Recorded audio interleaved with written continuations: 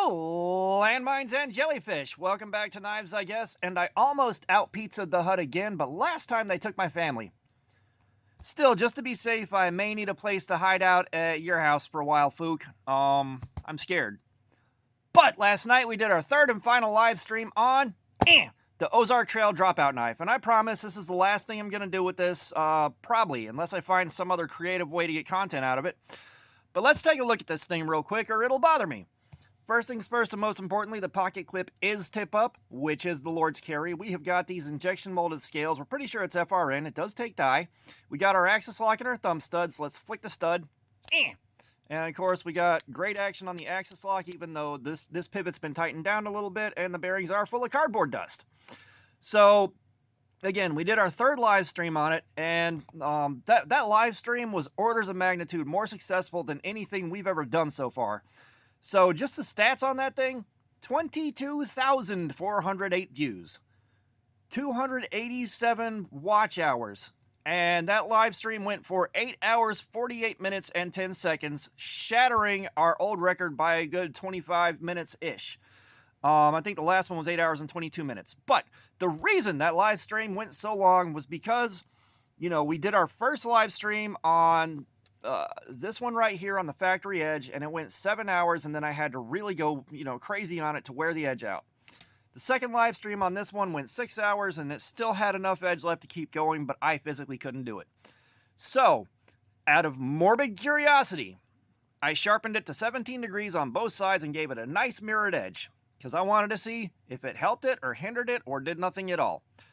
Apparently, it helped it, because this thing cut for 8 hours on that edge, and we doled it out enough to just barely call it dead on a technicality. It started to really have a hard time doing the cut on the copy paper, but through the cardboard it was still zipping through it pretty nice and clean. I still do not understand what happened here. At the end of the day, this is D2. It has been tested. I believe it was Max Level EDC that said his tests also showed D2. KO Knives said his showed D2, and then he came back and said it's a variant with less vanadium and more chromium, but still D2. So I'm not sure what happened there, but I went to town on this thing, and we blasted through it, and we pushed this harder than we've pushed anything else, especially towards the end there, because, we went in, and I kind of figured we were going to get about 7 hours, kind of minimum. And, we kept going and kept going and kept going, and that live stream was absolutely amazing. That was so much fun. We had new faces in there, we had a great time. I don't know if I mentioned it, but at one point I got paid to put socks on, then I got paid to take them off, then I got paid to put socks on, and then I got paid to take them off again, and I don't know what's happening with my life anymore. But that live stream was incredible, you guys. Y'all are awesome. But, and the thing is we've had other knives. The first Walmart Ozark Trail axis locks that I did from this last holiday season went in, did the same thing. Factory edge, I think it went for an hour, and I think I'll have to check the playlist, but if you're interested, there is the Cardboard Slayer Aftermath playlist that this video will be on. Put the new edge on it, mirrored it out, and I think I got like 2.5 hours out of that same thing, even though it was 1 hour on the factory edge. It was somewhere in that window, if memory serves. So I kind of had a feeling it was going to do something. And, I'm not entirely surprised that it did something. But, we went and we got in there and we did, I got so much of the harder cardboard to cut, the really heavy-duty, nasty stuff, and just kept pushing through it. And it just took it like a champ on the chin. And, and we kept pushing, and the cuts on the copy paper, it was still doing so much better than the factory edge on those things after the first hour, the second hour, the third hour, the fourth hour, the fifth hour. Every time we stopped and checked. And it's one of those things where, I'd grab the copy paper and I'd cut it, and there would be the tiniest little snag right here that was very easy to make it past. And it just stayed at that point. And every time it's like, are you kidding me right now?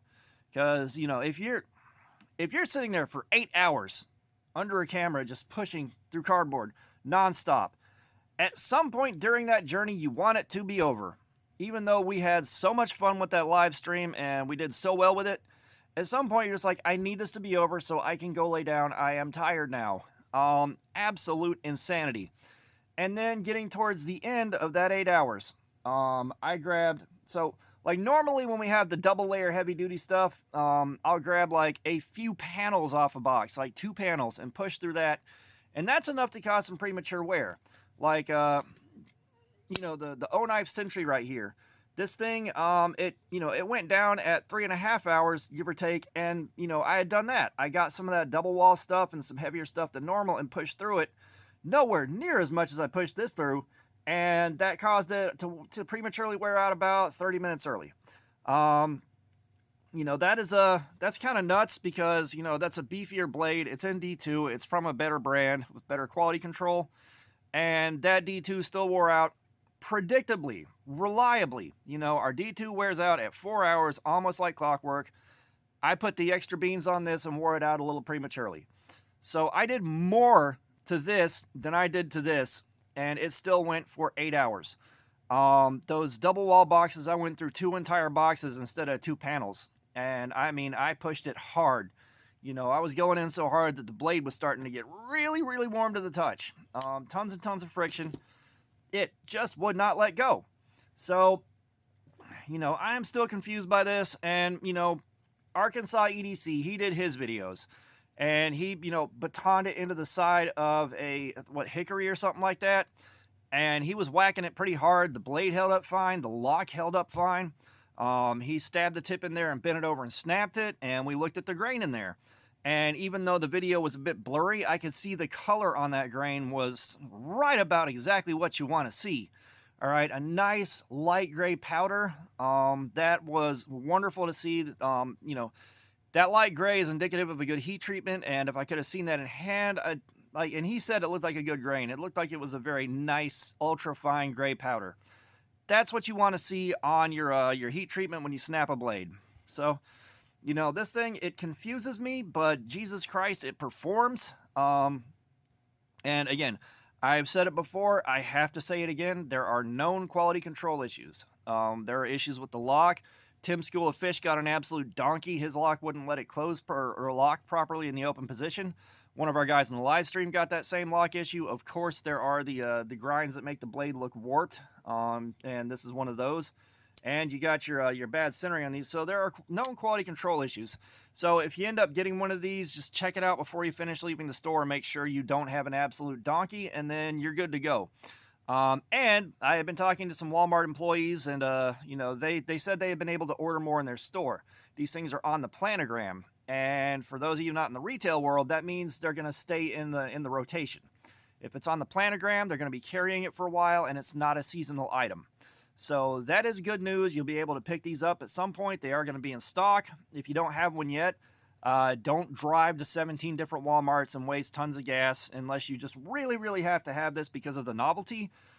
Just place an order for pickup at your local store and then wait for them to get it in. They're either gonna have one sent from another store to that one, or they should let you know when they have another one in for you. So that's my advice. Don't go crazy tracking this thing down. Don't overpay for it. Don't do anything like that. Just place an order for local pickup and then kind of be patient. They should be getting more in. And one of the guys that we talked to in the stream last night said his store just got their order in of another case or two. So they're still happening. One of our fears that this was going to be a single run and never seen again isn't happening. So hopefully this means for a long time now, we're going to have a $10 burner knife at Walmart that you can do anything you want to it, and it's probably going to be just fine. And this really confuses me. When we go in and do the Benchmade bug out in S30V, whenever that happens, if that doesn't go past the 8-hour mark, I am going to be furious. And the thing is, some of you guys, somebody out there knows a lot more than I do and can tell us why it's doing this repeatedly. A good edge geometry and thin blade stock shouldn't be able to compensate for an extra 4 hours of cutting. I mean, we have done plenty of thin blade stock. We've done plenty of good grinds. We've done plenty of good edge geometry. Nothing has done this. The other one that we've had that's gone the longest is the 154 cm on the Sheepdog XL, and that steel is known to be very good. I don't get it. And then, at the end of that stream, all I did was strop it for about 5-6 minutes. Just take my time going through all 5 strops, and, it started shaving again. But, all I had to do was run it through the strops, for a couple of minutes, and we got that. Let's see. What do I want to shave here?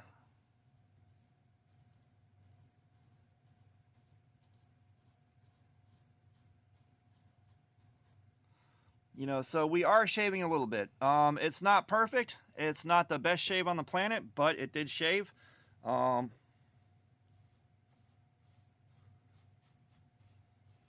know, it's just not having it, but a bit of hair shaved off there. On my leg, it shaved off a big bald patch. It shaved off a big bald patch on my leg last night. So, like, all it took was stropping. After 8 hours of cardboard, 8 hours, it stropped back up to shaving. You know, if I spent more time or ran it through the strops a second time, we probably could have gotten a clean, fairly easy shave. But I mean, this performance is ridiculous. Like, this defies any rational explanation for me or anybody else that was in that stream. A few of the guys there know a lot more than I do about this stuff, but, you know, if you guys do have some idea what's going on here, please fill in my gap in knowledge here. Please help me with my general ignorance about what happened here, because I am so confused. I'm still excited that we have this available to us. This is very cool. It's a hell of a time to be a knife guy. And one of the things that I really hope happens is Ozark Trail keeps coming out with stuff like this and maybe tightens up the quality control a little bit. Because if we have a batch of knives like this from Ozark Trail for $10 a pop to pick from, and they stay on the shelves, that might cause the kind of shift that we need to see with knives in general now.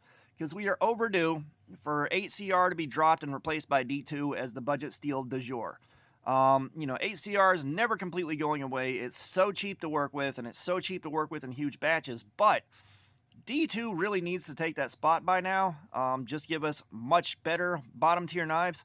And if we can get that to really permeate the market enough, we could see S35VN drop down to D2 spot as a very good budget steel, but a very budget steel. And kind of help push the industry out of its rut into a new direction, which would be better for everybody on the end of the market that we're on. You know, especially those of us that don't have a ton of money to spend, and we're not going to be able to just go out and drop $130 on the new hotness or chase down some Maximet or, you know, MagnaCut or Crewwear. You know, just bring something like S35VN down to our range where $35 to $50 gets you a good S35 with a good heat treatment. And, you know, we get to enjoy better knives at a better price. That would be great if this kicked that off and Ozark Trail just did more stuff with this quality. Because, yeah, they've proven what they can do now. We now know what they can do. And this also kind of blows the curve for every other sub $20 knife out there. You know, you now cannot buy a knife under $20 without comparing it to this thing. And if you have something in the $30 to $50 range that doesn't perform this well, oh, that's going to hurt. At that point, you are buying it for, you know, overall build quality, looks, comfort, like a lot of the other niceties. But at the end of the day, we buy a knife for the blade. And you know, it's going to be hard to find something that really beats this reasonably. And again, I don't understand what happened. Somebody please clear this up, because that was insane performance. And this is also, again, where even if you have a factory edge that's subpar, just getting a good angle on it and a good sharpen on it will dramatically help your edge retention. And that's one of those things that I didn't fully understand. You know, guys said edge angle helps your retention a long time ago, and it didn't fully click until the first time we did one of these experiments. So, you know, like I said, this is the last video I'm doing on this unless I figure out something else that's worth sharing to do with one of these. But I needed to know, and I wanted to share the results with you guys, what happened here, because, you know, this was amazing. But, yeah, I am kind of starting to ramble now. That was everything I wanted to share with you. So all that being said, thanks for looking at my crap. Subscribers, you guys are awesome. A ton of y'all came in off that live stream. I can't thank you enough for the time you're spending here. It is such a huge boost for me personally. If you haven't subscribed, please do. I've got 4 knives to give away at 2K, so get in the door here and try to win yourself a knife. Comments, I love some feedback. If you guys were on the live stream, share your experience. If you got one of these, let everybody know how yours is doing. And all that being said, y'all have a nice day.